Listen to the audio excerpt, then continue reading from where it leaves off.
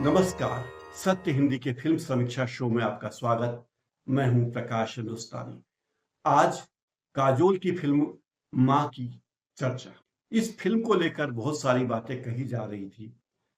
पहले भी इसी विषय को लेकर श्रीदेवी की मॉम आ चुकी है, रवीना टंडन की मात्रा आ चुकी है और अब ये फिल्म आई है जिसे कहा गया कि ये एक पौराणिक हॉरर स्टोरी है, माइथोलॉजिकल हॉरर है।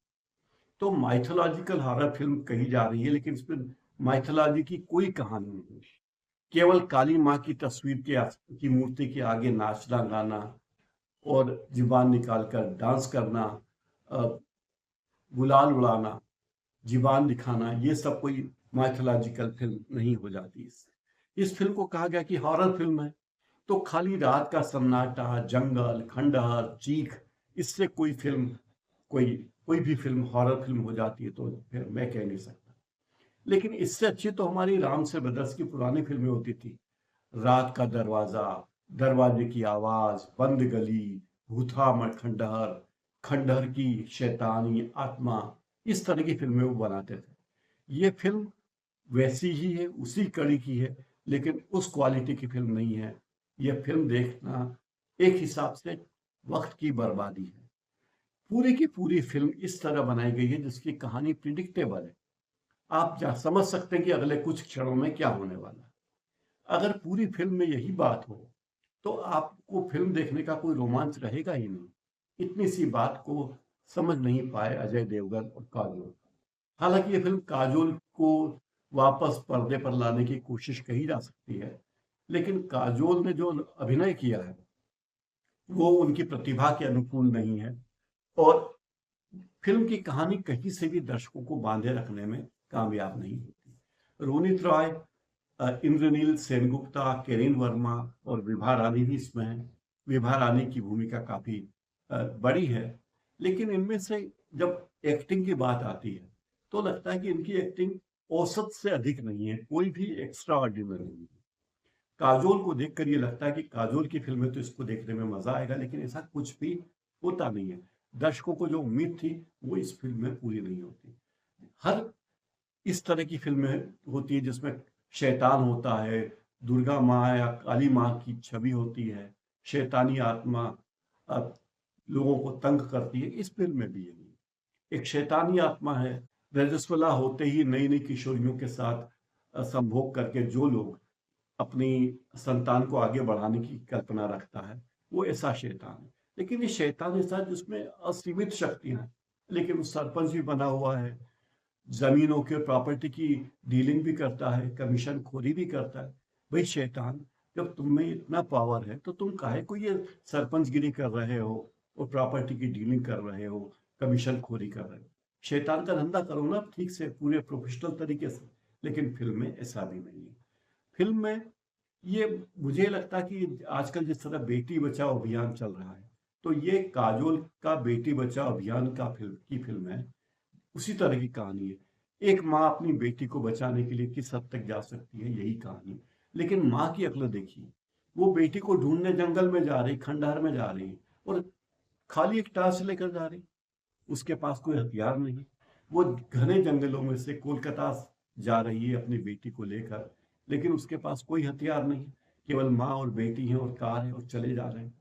जब आपको पता है कि आपके घर में संकट है, जिस घर में आप रहते हैं वो उस हवेली में 30 कमरे हैं, खंडहर नुमा हवेली है और वहां पर भूत प्रेतों का साया है, तो आप पूरे खंडहर में अपने कमरे में बत्ती जलाकर क्यों नहीं रहते? खिड़की दरवाजे बंद करके क्यों नहीं रहते? अगर आपकी 12 साल की बेटी की जान को खतरा है तो बेटी के साथ एक ही कमरे में क्यों नहीं रहते? ऐसा क्योंकि माँ अलग और बेटी अलग। बाद में फिर एक सीन में दिखाया गया कि बेटी सो रही है और माँ सोफे पर बैठी हुई है। तो जब खतरा होता है तो ये सामान्य सी बात है कि आदमी, अगर बिजली है गांव में तो बिजली जलाएगा और पर्याप्त रोशनी करेगा ताकि डर न लगे बच्चों को।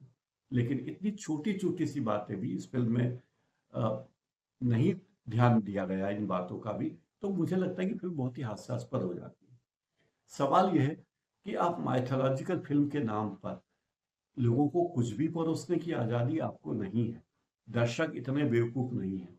और बंगाल की कहानी लेकर, बंगाल के एक गांव की कहानी लेकर आप दुर्गा माँ के सामने लोगों की भभूत और आरती और जुबान निकाल कर डांस करना, एक घर में जचकी हो रही है और वहां पूजा हो रही है और 20 महिलाएं नाच रही है, शोर कर रही है, और जचकी हुई है, बेटी हुई है तो बेटी को होते ही व्यक्ति मार दे रहा है क्योंकि शैतान का साया बेटी पर न पड़े इसलिए।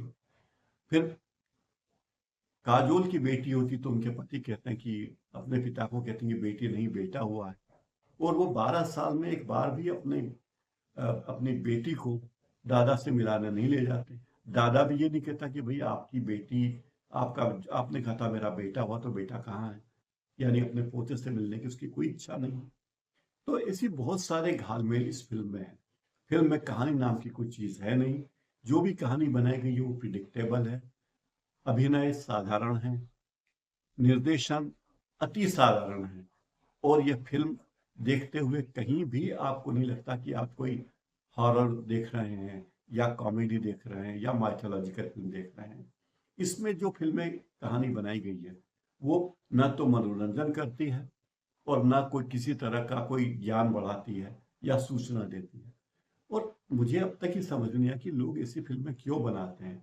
क्या इसलिए कि काजोल ऑक्यूपाइड रहे, वो फ्री हैं काफी समय, तो उनके लिए कोई फिल्म बना दी गई। और चूंकि अजय देवगन के अपने वीएफएक्स स्टूडियो हैं तो वो चाहते हैं कि अपने स्टूडियो के लोगों को काम मिलता रहे, लेकिन जो वीएफएक्स बनाए गए हैं वो औसत दर्जे के हैं। या मुझे लगता है कि वीएफएक्स स्टूडियो में जो इंटर्न होंगे या ट्रेनी लोग होंगे उनसे काम कराया गया होगा, इसलिए फिल्म की कहानी में और वीएफएक्स में वो प्रभाव नहीं आ पाए। फिल्म बिल्कुल देखने लायक नहीं है, यह फिल्म देखना पैसे की बर्बादी है, लेकिन अगर आप फिल्म देखना ही चाहें तो दुनिया में कोई किसी को रोक नहीं सकता, मर्जी है आपकी। आज फिल्म समीक्षा में फिलहाल इतना ही। बहुत बहुत धन्यवाद।